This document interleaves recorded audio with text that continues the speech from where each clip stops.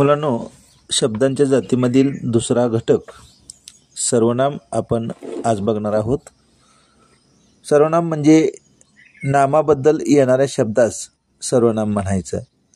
जसं की मी, आम्ही, आपण, तू, तुम्ही, तो, ती, ते, त्या, हे, ही, ह्या, जो, जी, जे, स्वतः, कोण, काय, मला, तुला इत्यादी. आता आपण काही उदाहरणे पाहूया. बोलणारी व्यक्ती स्वतःविषयी बोलते तेव्हा वापरले जाणारे सर्वनाम बघूया. मी पुण्याला गेलो, ही व्यक्ती स्वतःलाच बोलते. मग या वाक्यामध्ये मी हे सर्वनाम आहे. असेच मी, आम्ही आणि आपण ही सर्वनामं बोलणारी व्यक्ती स्वतःविषयीच वापरते. तू घरी जा, या वाक्यामध्ये बोलणारी व्यक्ती ज्याच्याशी बोलते त्याच्याविषयी वापरलेलं हे सर्वनाम असतं. म्हणजे दुसऱ्या व्यक्तीसोबत आपण बोलत असताना त्या व्यक्तीविषयी वापरलेलं हे सर्वनाम असतं.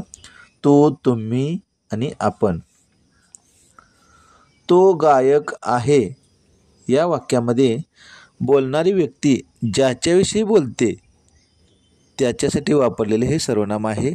मग त्या व्यक्तीसाठी आपण तो, ती, ते, त्या या प्रकारची सर्वनामं वापरतो.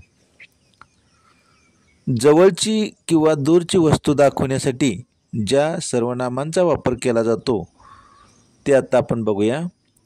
हा, ही, हे, तो, ती, ते, ह्या, त्या. आता एखादं उदाहरण बघूया. ही गणपतीची मूर्ती आहे. मूर्ती जवळ आहे म्हणून आपण जवळच्या वस्तूसाठी ही हे सर्वनाम वापरलेलं आहे. हे मोगऱ्याचे फूल आहे. ते पाणी आहे, या वाक्यामध्ये ते हे वापरले. पाणी हे लांब आहे. ती रामची वही आहे.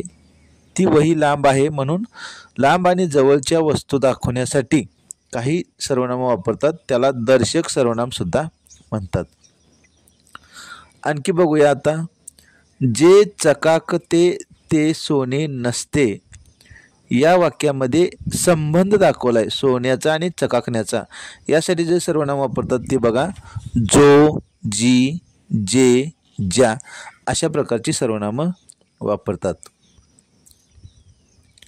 ज्या सर्वनामाचा उपयोग वाक्यात प्रश्न विचारण्यासाठी होतो त्यांना प्रश्नार्थक सर्वनामं म्हणतात. आता अशी काही उदाहरणं बघूया.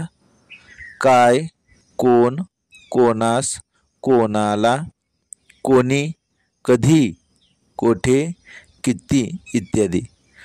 तुझ्या मित्राचे नाव काय? समोरच्या घरात कोण आहे? ताई, तुझ्याकडे किती रुपये आहेत? असे जे वाक्यात जे प्रश्न विचारण्यासाठी जे आपण शब्द वापरतो त्याला प्रश्नार्थक सर्वनामे म्हणतात.